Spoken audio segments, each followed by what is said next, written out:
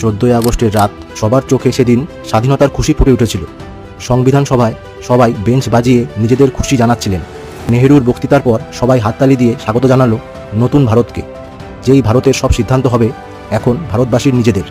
একদিকে নেহেরুর বক্তৃতা যখন সবাই শুনছিল, অন্যদিকে মহাত্মা গান্ধী সে রাতে 9টার সময় ঘুমিয়ে পড়েছিলেন। নেহেরুর বক্তৃতার পর যখন থামলেন, তখন সেন্ট্রাল হলে মহাত্মা গান্ধী ও নেহেরুর জয়ধ্বনিতে ভরে উঠল সবার চোখে, তখন জল চলে এসেছিল।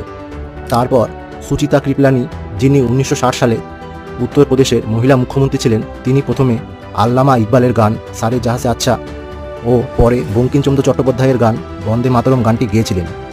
এই গানটিই পরে ভারতের রাষ্ট্রীয় গান হিসাবে স্বীকৃতি পেয়েছিল। এরপর সংসদ ভবনে অ্যাংলো ইন্ডিয়ান নেতা ফ্র্যাঙ্ক অ্যান্টনি খুশিতে দৌড়ে গিয়ে নেহরুকে জড়িয়ে ধরেছিলেন। বাইরে তখন খুব বৃষ্টি পড়ছিল।